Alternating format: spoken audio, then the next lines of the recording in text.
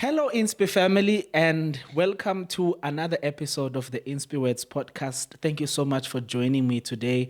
I have a very special guest, which is a friend of mine. I'm always plugging you guys with my friends. Her name is Sonia Mbowa. She is an academic, even though she's just getting used to this thing of calling herself an academic. She thought she was not going to be one. But thank you so much, Sonia, for joining me. She's a research psychologist and is teaching in one of the best universities in South Africa and in the world. Welcome to the Inspiwords podcast, Sonia. Thank you for having me, and hello to the Inspi family. Yeah.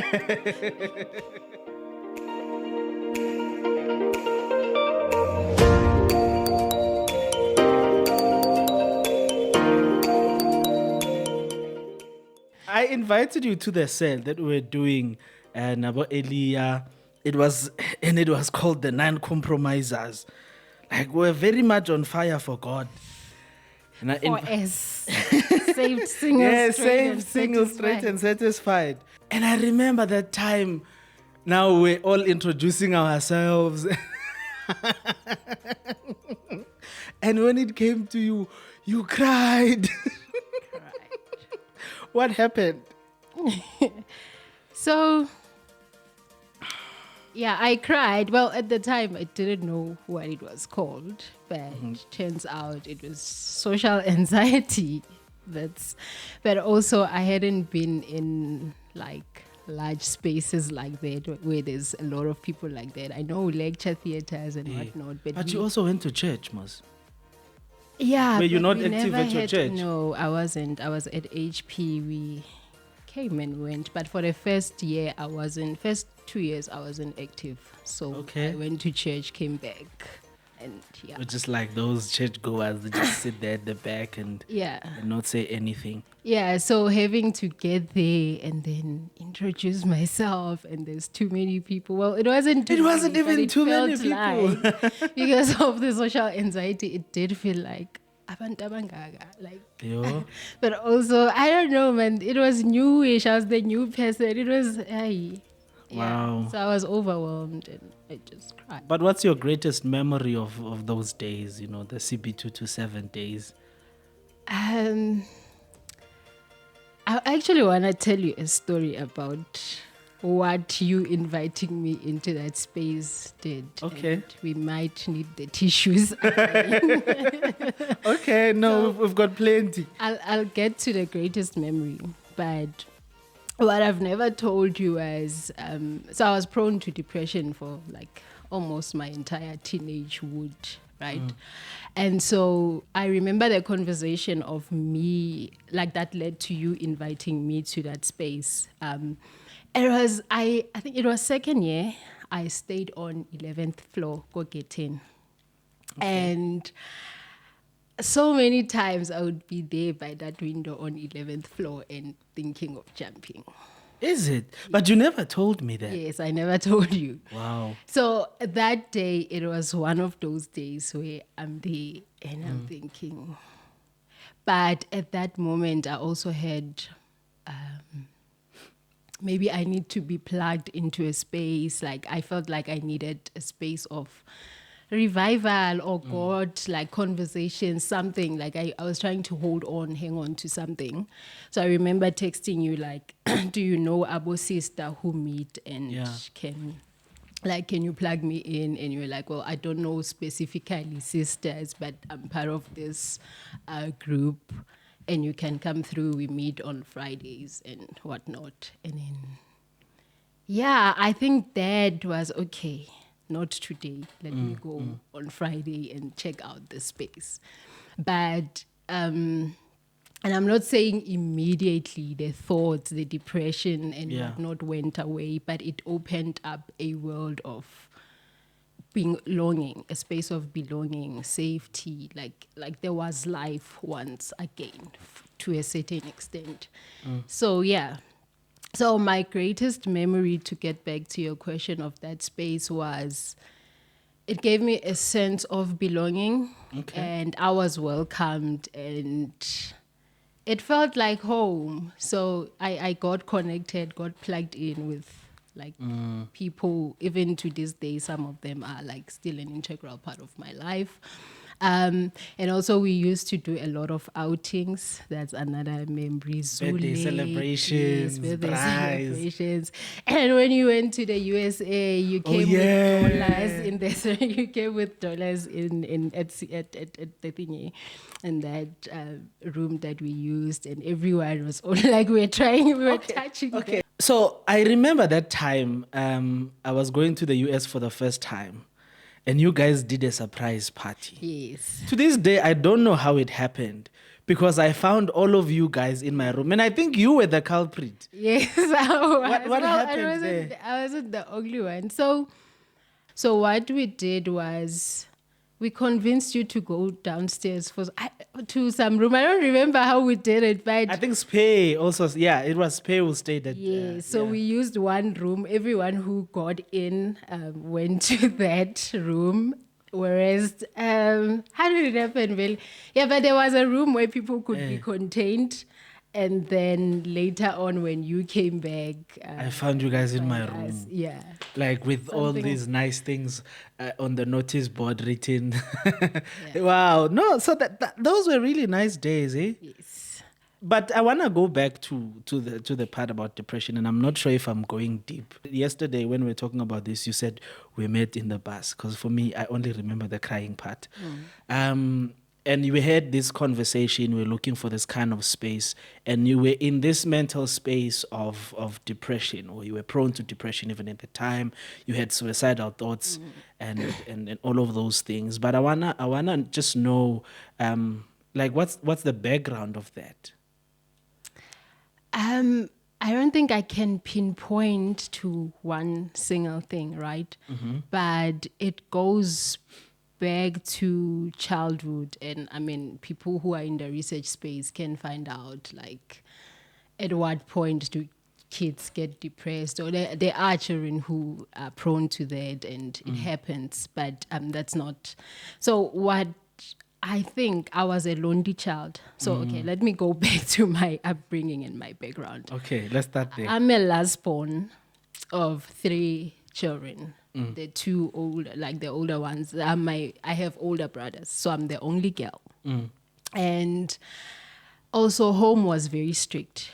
Christian, like Church of Christ vibes. If you know the Church of Christ, it's like, they're very strict. So that's the setting. And what that meant is you can't just go play anywhere. You can't play with everyone. Like, but Baba so you can't play with them.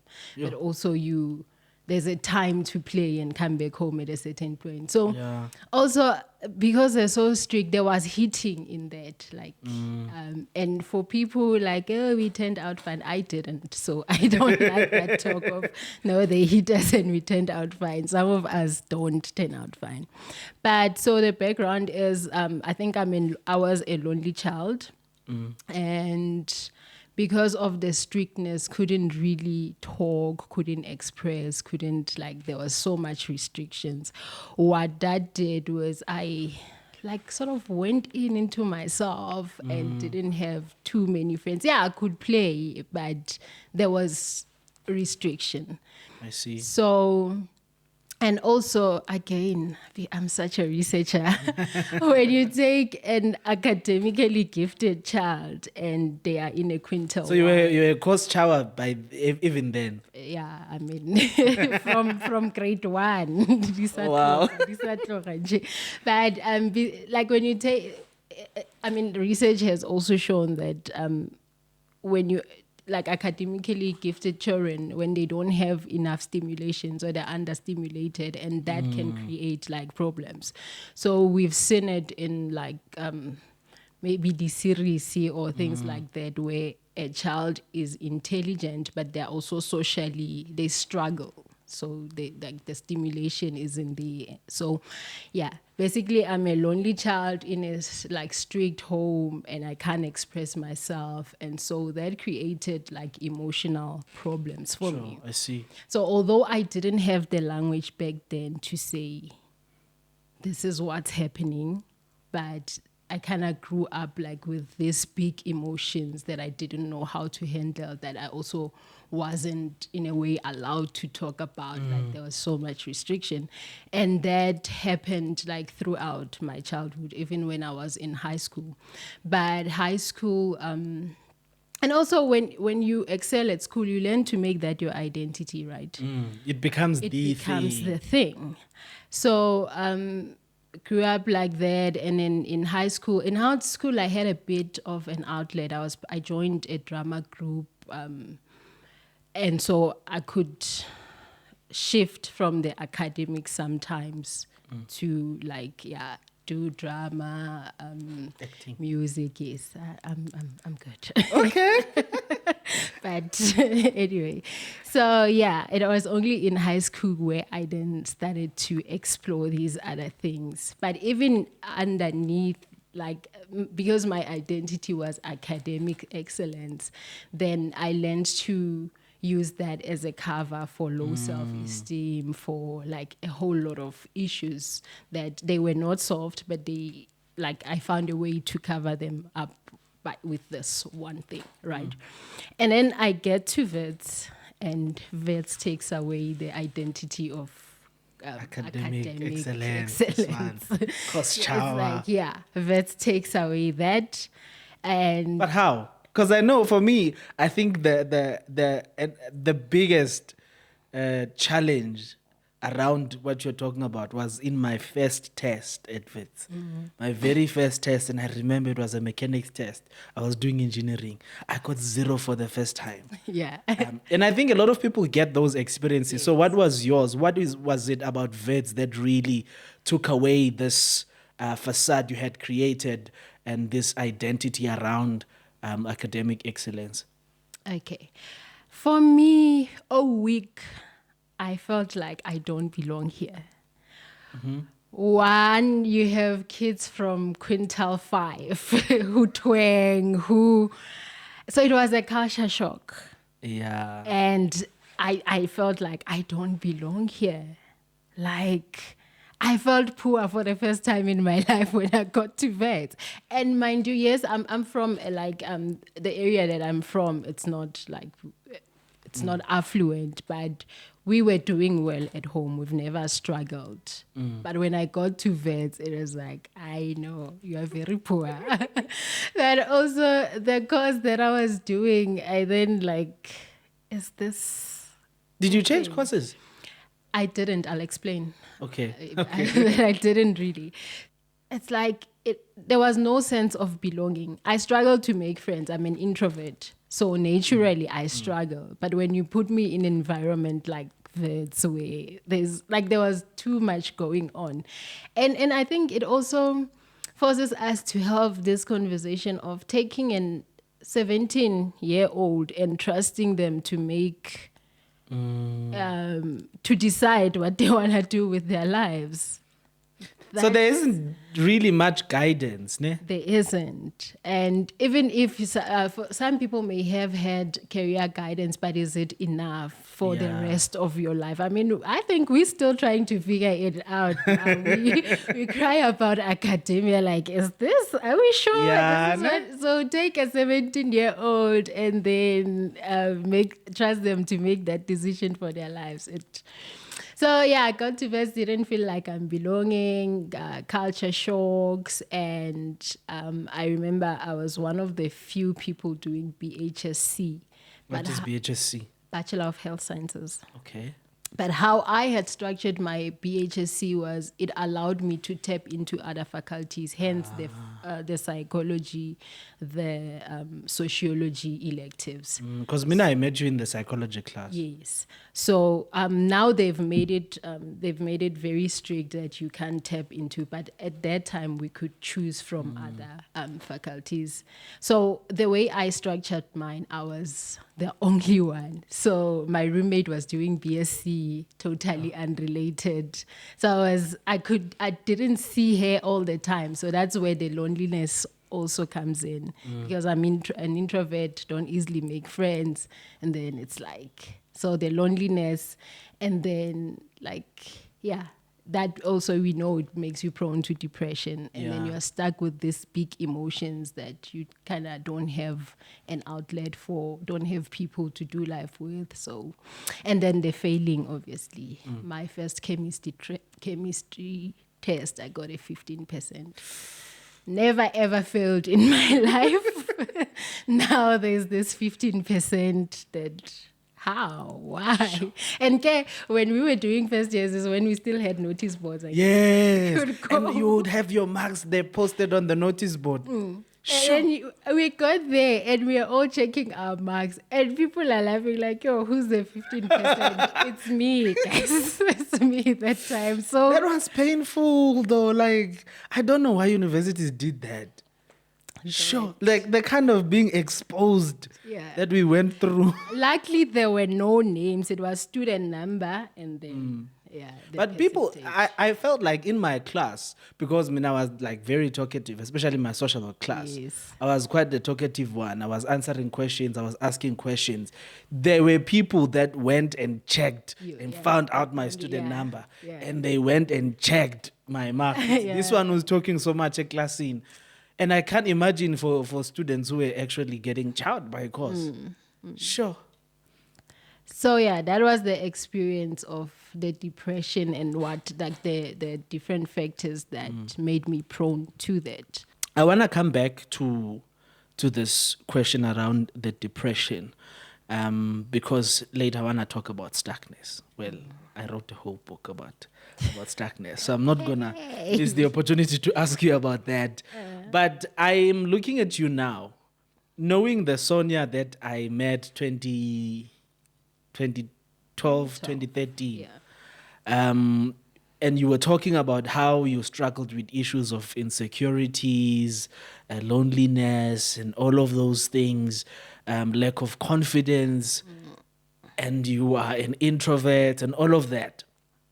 But now you are an academic. You are a lecturer. You are in a career that requires confidence. You're in a career that requires you to be able to stand in front of people and talk almost the whole day. Yeah. Or like the whole time. That's like the main part of your job. And you are so confident, you know, if I look at the conversations that we have now, like it's just amazing to see, knowing the Sonia I met in 2012. And I want to know what changed, what happened between then and now. I grew up.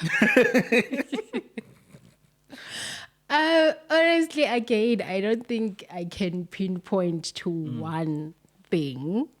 But yeah, I mean, I think I started finding my voice around honors, but also being in the NCs where eventually, if you do it every Friday, that you have to, like we used to have this question, like, how was your week? And so we would get into that. Eventually, it just like, okay, happens. But also meeting people in honors, like our class was kind of like, we were connected in a way, so I could like express myself. I could make I started making new friends then and all that. But when I got to the world of work, so before the lecturing, I was convinced I'm just gonna be a researcher. I remember. So that happened, and my first job, my second. What was your first job? I was an intern at Wits HCRU, which there wasn't a lot of like peopling.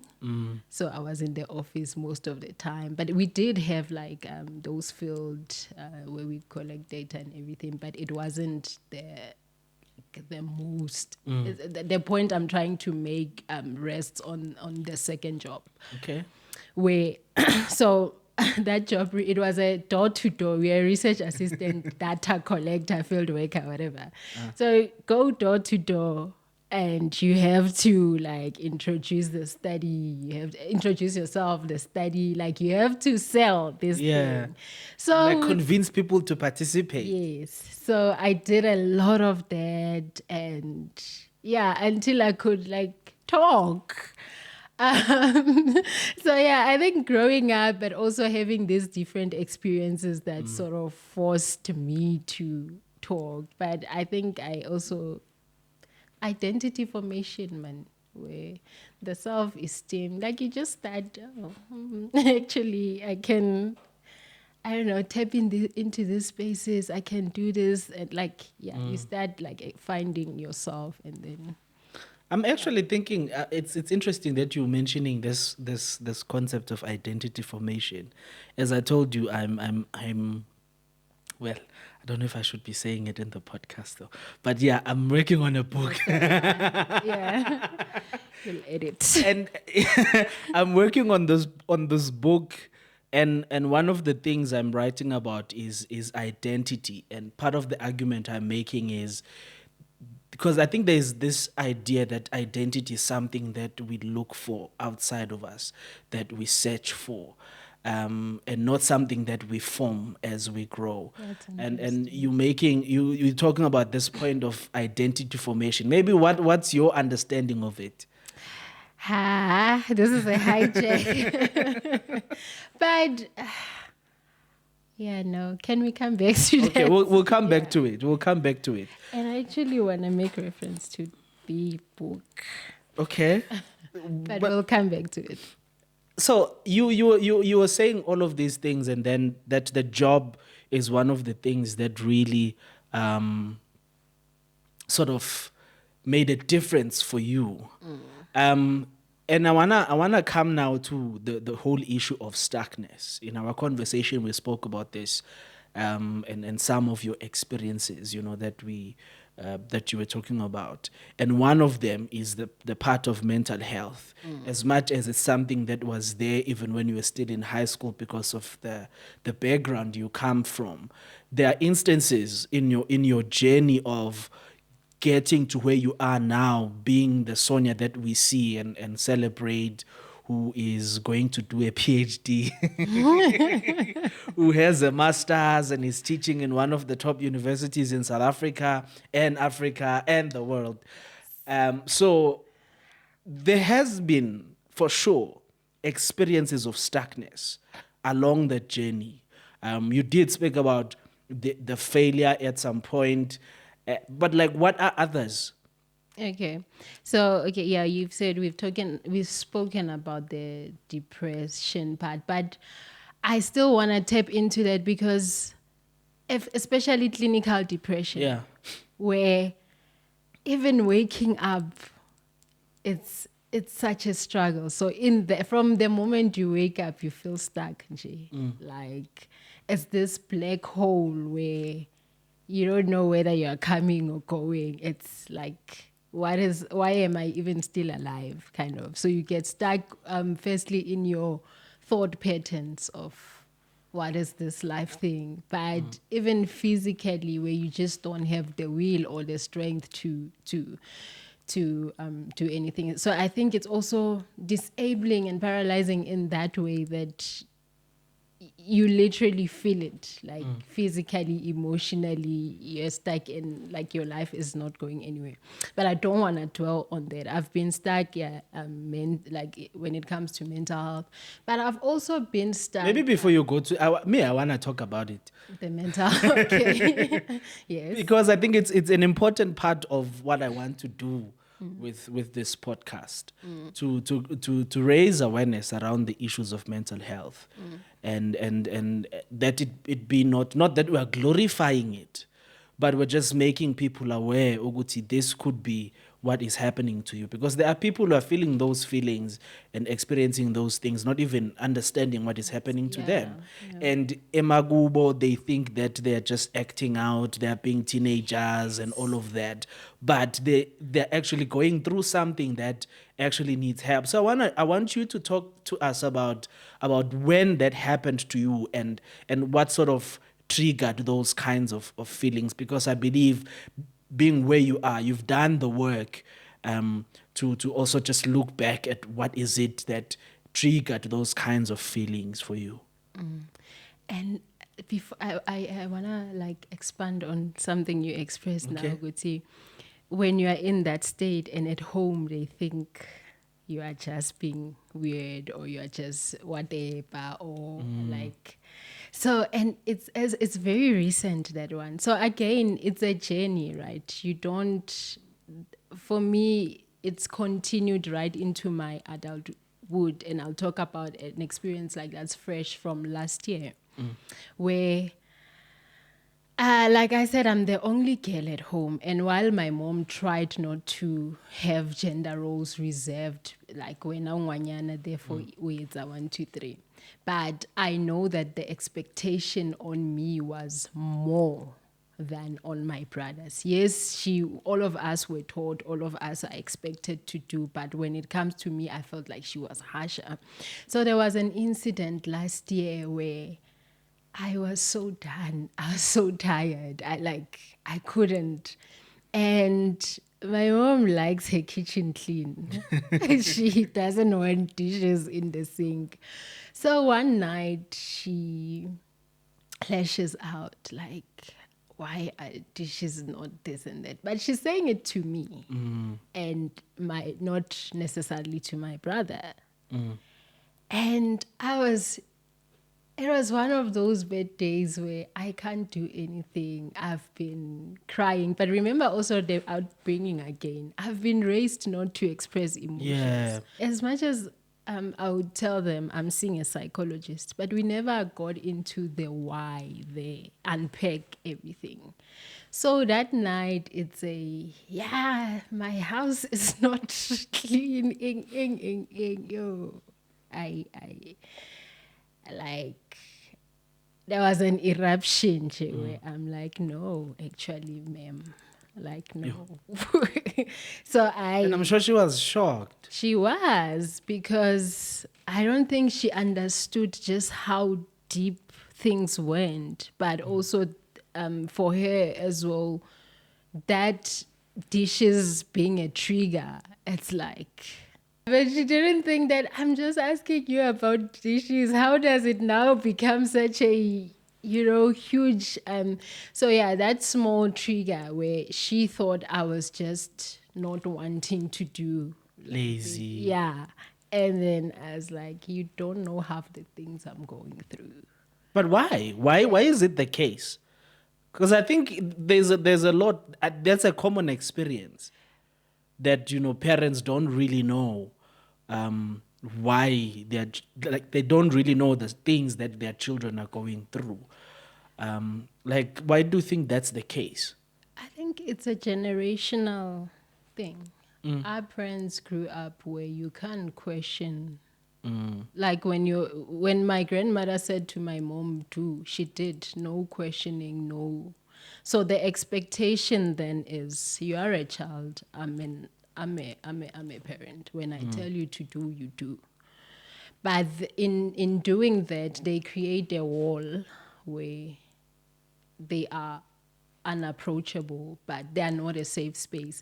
And it's funny, they do that our whole childhood. When we get to adulthood, they want to be friends. And you're like, we don't know each other like that. Sure. No.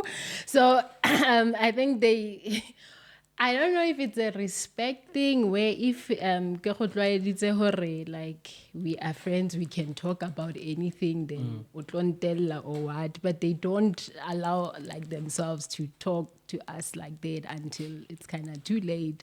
But I think it has a lot to do with how they grew up. And personally, I've learned to understand my parents, and I've forgiven some of the things that like the whole not validating my emotions, not allowing me to like express emotions. I've understood why, and I've chosen to, okay, I get it. And I think that's something that's important.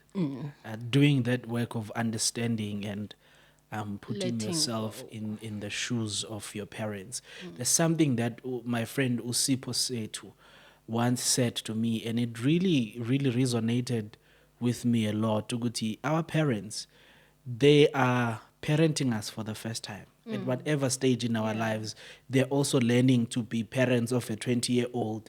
They are learning to be parents of a 19-year-old. So to some degree, we've got to cut them some slack and True. you know, and also learn to put ourselves and be empathetic to them. You speaking about, you know, the generational differences that they may not have even learned from their own relationships with their parents. You can actually sit and talk with your child about what's going on in their lives, what's happening at school. I think our generation is also learning to do that, and having the language to talk about it even around the dinner table. Yes. Because you and I learned these things at vets. Yeah, Our yeah, parents didn't have the yeah, opportunity to yeah. go to vets and learn that actually, like children are human beings. They have emotions, they have feelings, they deserve to be heard.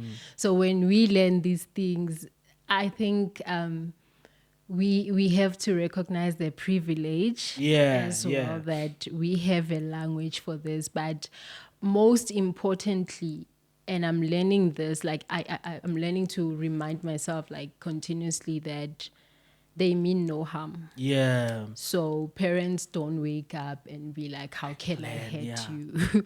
You know, so it's And one of sometimes the, we actually feel like that's what's happening. yeah, You just hate me. yeah. And it goes beyond my parents. Even when people like rub me off the wrong way, I learn to sit and be like, surely they didn't mean to. They are not doing it to hurt me deliberately. Like people are not out to get you. It's just life. It happens, and sometimes we are going to offend each other, rub each other off the wrong way. But yeah, Let's go back to the mental health challenges. You were where talking were about you we? were talking you were talking about how I had asked you about when did that happen to you and what triggered the kind of depression experiences that you've had, especially at university level. Okay, so I also had a lot of things that I suppressed, which like sexual harassment encounters. And another thing is, you know, when you're at university and people are struggling with like financial exclusion, like they have real problems. Yeah. So whether you don't know what's wrong with you, but also there are other people having it more difficult. So you don't feel like it's even valid. It's like you have no story to tell. People have problems. People are struggling out there. So a lot of suppression goes into that. You would say, I like maybe kateba, maybe I'm too sensitive. Maybe so a lot of suppression happened with me where I don't face issues, where I just learned to like not deal until one day things demand to be dealt with. And I had to do a lot of confronting, first of all, with my mother. I had to do like even inward. Ukuthi, why couldn't I speak about some things? And again, I want to touch on the sexual harassment, give an example on Sure. people get raped and then you get touched the wrong way and somehow learn to invalidate or say at least it wasn't rape, you know, Yeah. even though it had a huge but you don't feel justified because you are crying about small things. People like so I did a lot of that in my experiences, like learning to nullify most of them. But And where do you think that kind of behavior comes from, of invalidating the pain you are experiencing just because you feel like it's less than what other people are experiencing? I know exactly where it comes from. It comes from being growing up being told I'm too sensitive. So then I learned to am I being too Desensitize, sensitive? yeah. Am I okay? Maybe I'm being too sensitive here. So I learned to like keep quiet. No, it also comes from not being allowed to express emotions. Again, I think it keeps going back as much as it's not one thing, but there's where we can trace to it to that when you do this over and over, and then a person starts feeling like, okay, maybe things don't matter. Maybe I'm making a big deal out of small things. So In the beginning, you spoke about thought patterns. And I think that's part of it because you've been trained to respond a particular way to those kinds of things. Because whenever something happens, you have this thing, Yoguti, I'm being too sensitive. And whenever something happens, I'm being too sensitive. And when it happens again, automatically you respond the same way because your brain has just been conditioned to think about things like that. Okay. We've spoken about some of the experiences of Stuckness. I don't know if you want to add anything to that before. yes, I feel like this is an interesting one, and it will lead to feed into other things. So I got stuck at this job, the second job, where the job was nice. Okay, minus the door-to-door parts that I could interact with young women. It was a health study, so interact with my peers about health, so I enjoyed like that. Was it reproductive health? It led to that, but it didn't. That's not how it started. Okay. But so there were some aspects of the job that I really liked, but then it got to having to always do the parts that I didn't like. And then I'm like, oh, I can only masters. Like me, masters. You have level 9. Like from vets even. Oh, so there was that. And then also the working conditions were not so nice. Like, Salobona, you try by all means to work and produce what's needed, but then a line manager feels you're not doing enough and the feedback is not constructive, blah blah blah, until I was like, no. Mind you, it was a permanent job. Had medical aid, had all these nice things, but I felt so stuck. And as much as I've talked about how strict my parents were, there's one thing: my parents are very supportive. Like, le help with that, but okay, we have your back. Like, they'll tell you, like, Lana, you're better, but they'll still have your back. Like, they've always been supportive. So I was stuck in that I don't want this job anymore. I feel like no, I don't see like a future here. So I would tell my mom that this job, but also she never liked it because of the door-to-door. She always feared for my safety. So I would tell her that I'm not loving the job. And one of the things she said to me was, if it comes to it, quit, come back home. Without a plan. Yeah. Quit, come back home. It must have been really bad, eh? Yeah. You'll eat what we eat. And that's the support. That's how supportive my mom will always welcome you home no matter. So, but then I didn't quit without a plan. It's just that the conversation was already happening. And then, so I did research psychology. And then a component of it is you can do an internship, be an intern research psychologist, register with the HPCSA. So I hadn't done that yet. I had just gotten lucky to get a permanent job in a research space, but without doing that.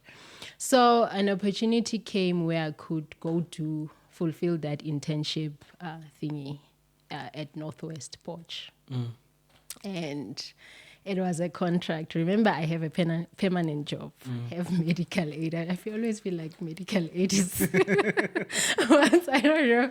So I decided, actually, I'm going to leave this permanent job to go do this internship. No plan except that at least for the year I'm sorted. But I didn't know how it would turn out. But I was so stuck that even this one looked much better. Exactly. But yeah, that's my experience of Stuckness. But I wanted to tell this particular one because also it's somewhat a stubborn faith, which I think you and I share. Sure. So when we were in undergrad, you would talk about all these things that have now come to life, right? I'm going to be a speaker. I didn't know people could be paid to speak. Yeah. Until you're like, me, I'm gonna be a speaker. But it's stubborn faith in that I'm professing it and it will happen. And it hasn't happened at the time. Yeah, but when you're so confident and you just sit, like in your head, sometimes I'd be like, wala, oh.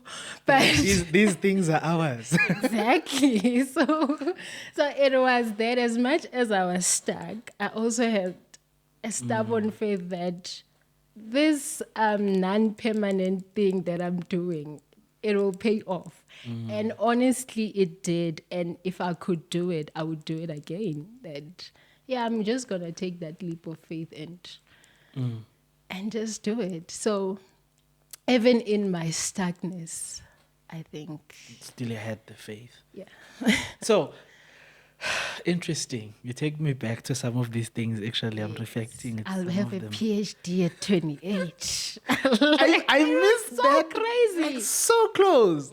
I got the PhD at 29. But I think for me, despite the age, the fact that you spoke about it like 7 years prior, Yo. we hadn't even finished the Undergrad. the undergrad. And it was, so yeah. I wanted to go back to these experiences of stuckness. You've spoken about them now, and for me, in the jumpstart effect, I speak about why human connections matter and how these experiences of stuckness become unfriendly reminders that human connections matter. And I want to ask you, what was the role of relationships in you being able to deal with those kinds of experiences of stuckness and getting to where you are right now, even in your career, even in terms of your mental state of health? So I'm gonna again talk about my parents in that, yeah, we take that human connection for granted, but my parents being able to say, quit and come back home, it gives you, it's something to fall back on. And I know not everyone has that. Some people don't have good relationships with their parents. So they have no one who can say, yeah, quit if that's how you're feeling. It's okay. But I also want to talk about friends. So I'll mention Abu Elia, Mohau, Tandokazi. Which this is not a Tandokazi promo, but it may sound like it. I don't know. So again, in the workspace, guys, I think people may not like in school. You think, but in the workspace, you need people to write you referral letters. Yes, yeah. So she's written me a lot of referral letters, but also not, I think, yes, it's nice to have someone to write you, but I think I did the work that God had to be willing to write those, as much as I was sort of a mentee, but I did put in the work. I remember I did some transcribing for her PhD. Had I taken advantage of that connection and been like, it's just and not did a good job, then I think it would have been difficult. Yeah. So yes, it's nice to have connections, but how you show up, how you are faithful, even with like when they give you opportunities, also like I think can strengthen the connection, so that when people recommend you, you are recommendable. You know? You don't want to ask people to recommend you, but you are not recommendable. You know? Sure. So there's that. But I also have a support. I have the most amazing support system where if I say, yo, guys, I'm tired, people like can help out, or like people are there to listen to even the most stupid things. People are there to encourage. So Elia does a lot of hyping me up. Like even when something small, but the way he'll make a big deal out of like things that I'm like, I'm just here waiting, So having people to fall back on is Yeah. so it does help. And like I said, in the workspace, so if you're always fighting with colleagues, you will need a reference. So for for the job currently, it was so funny in the application. So when they ask for those documents, like your current line manager, so you can't even go behind anyone's back to. And so I had to like tell my line manager, I'm putting you as a reference here. But it's Yeah. because I've proven myself Yeah. that I can, like, I've done the work. So even telling her that you are needed as a reference here, I wasn't. Yeah. And I guess I also have a healthy working environment, but my point is the connection allowed me to like even like have the boldness to ask for that.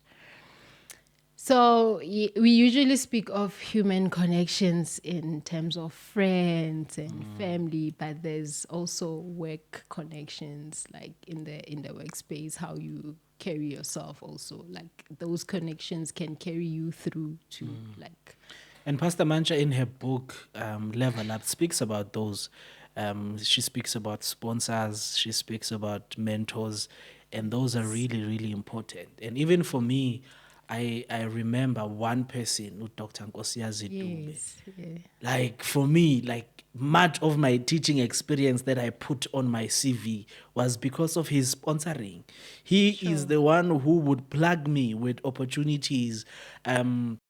He's the one who told me about the Melon Maze program. Yeah. He's the one who told me about the targeting talent program that I was teaching in for quite a long time. And there were times where he would make me his teacher replacement when he was doing his PhD. And that gave me the experience. And when people see the work that you have done in that, it's easy for them to recommend you. That's what Tanugazi did for me. So the teaching experience comes from here. There's a opening at UJ. Please send your CV quickly. Yeah. And then she sends it now. She didn't even know where she's sending it to. But the fact that you can be on someone's mind, Yeah. and when an opportunity comes, they're like, I know someone. So that, like, it really does help. And yeah, the mentorship definitely, like. And I want to say that people saw me in academia more than I saw myself. Sometimes it's like people. We've force always been wondering academia. why you are trying to run away from Yeah. the PhD. So she, besides the PhD, she like would be like, "You are going to teach," and I'm there like, she's like, "You're going to apply for NCAP." All these things, Yeah. like she would see them in me. Even so, I think connections in that people can tap into. Like they can see you, Stuff in you. they can, like, yeah, when you don't even recognize. I remember at HCRU, Prof Penn, before she passed on, she once told me that one day you'll be the dean of. Yeah. I'm there like, that time I didn't even have the masters. I was like, I didn't know what was next. You're not even interested in academia Yeah, at some point. but funny, as much as like academia, I wasn't sure, but I've always felt like I belong in universities. Like not necessarily teaching, all everything threw me into a university space. So Yeah. I guess, yeah. So, I want us to wrap up. I think there's a lot of things we can talk about. Yeah. We can talk forever. You really helped me with the first book I wrote. And I think for me, that's my testimony of human connections. Even in the reading, the proofreading of the thing, pushing the book. I remember we worked on the page together, which got chowed and then now had to start from scratch again.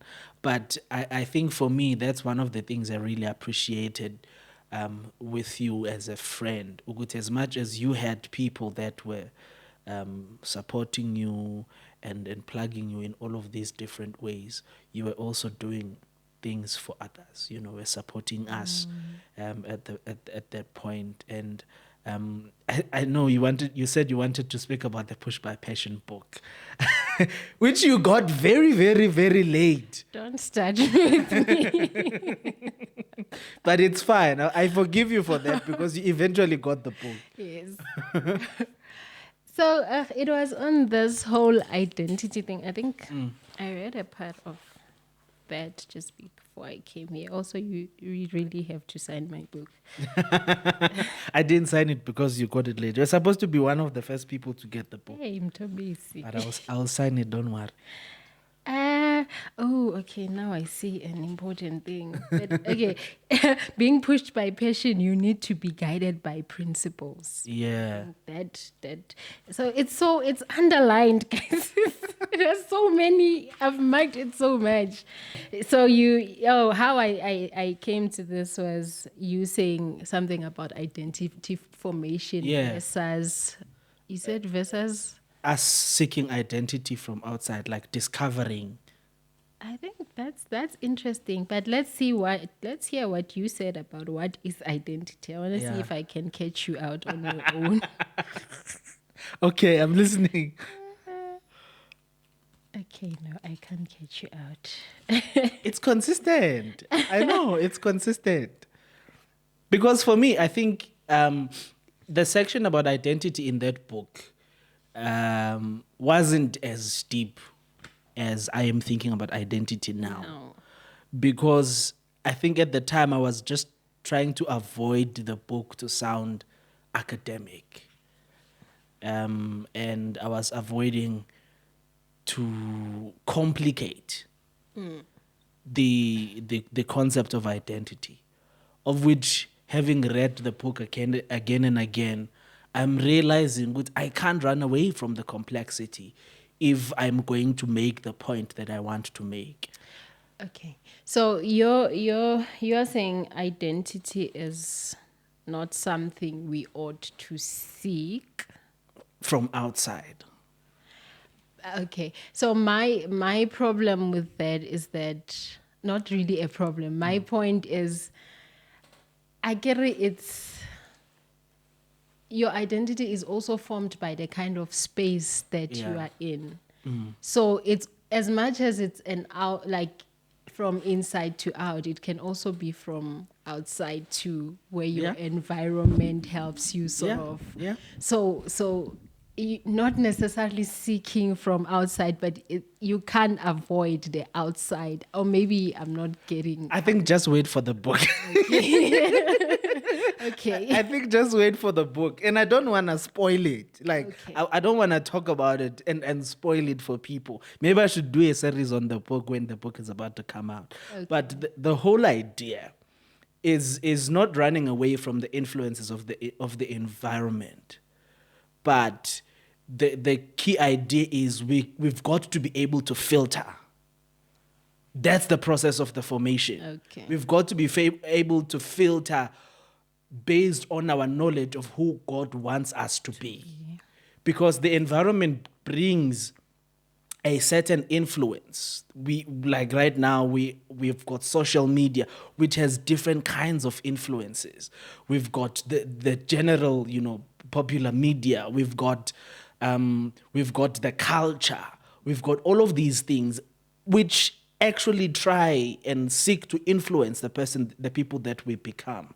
But we've got to be active participants in the formation of our own identities by filtering certain influences, saying, I'm not going to allow myself to be influenced by this. And the main point in my argument in the book, and I'm now giving it away, is in all of those influences, from your culture, your age, identity, your gender, your race, and all of these other things, your ethnicity, the environment that you are in, the word and the voice of God should always take precedence in terms of all of these influences should go through the filter of the word.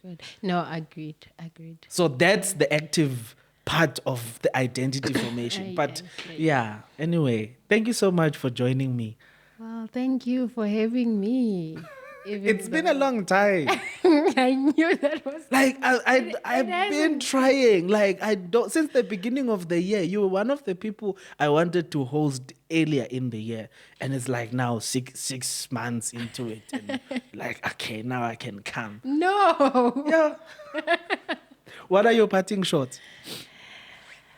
Human connections matter. Those are my parting shots. No, man. Yeah, I think that, but also the stubborn faith. Like, oh, can I? Okay. And this needs an example. Okay. So I had a bad experience as a tutor because I get a naked with my Dr. Semutsunyani English. Sometimes you can't even express like how as much as you want. So now I have this child from some school that does a Cambridge curriculum, whatever. So they did psychology in high school apparently. And then she comes to the TAD and I don't think we were understanding each other, but it became an attack on me, right? And there are other students, and because the English is depleted, I don't have comebacks. Yo. But thing is, I let that one thing convince me that teaching is not for me. Sure. So the running away, part of it was from that because I had this one bad experience, then this thing is definitely not for me. Until I allowed myself to step out and say, okay, let's try this again. And I think you've said in one of your statuses that sometimes the meaning we give to something, Yeah. it's such a small thing, but we give it such a huge. So I nearly missed out on a whole career because I was convinced because of this one bad experience, then this thing is not for me. So I think I want to say, let's try to not let one bad experience ruin things, but also fear, which can also be dressed as anxiety. One promise I'm not like clinical anxiety is real. I'm not like taking away from that. But so many times we might miss out on things because it's fear, but it looks good because it has a nice word that we've replaced. Like we don't call it fear, we call it something else to validate. So one of the things, and I want to answer you to say there was no way I wasn't gonna come because I made a promise to myself that if I'm saying no to an opportunity or something, it has to be some other reason besides Fear. besides I don't feel like I'm good, like it can't be that. So I had an interview earlier this year with Power FM. They told me the day before. I could have easily said because they told me the day before, And you could justify it nicely. I could, right? But at the bottom is, what if I don't do well enough? It's fear. It's just coming dressed in nice, like, excuses. But I made that promise that I'm not going to, miss out on anything because of fear. And that's how we give our dreams a chance. Yes. No, thank you so much. That's very powerful. I think that's like one of the things I'm also going to adopt. And I hope that you at home are also adopting that. And thank you so much for joining us, Sonia. I really, really appreciate your time and the insights and just like some of the memories that you've reminded me of. I really, really appreciate that. Inspi family, that's it for today. Thank you so much for joining us. Until next time, keep giving your dreams a chance. Yeah.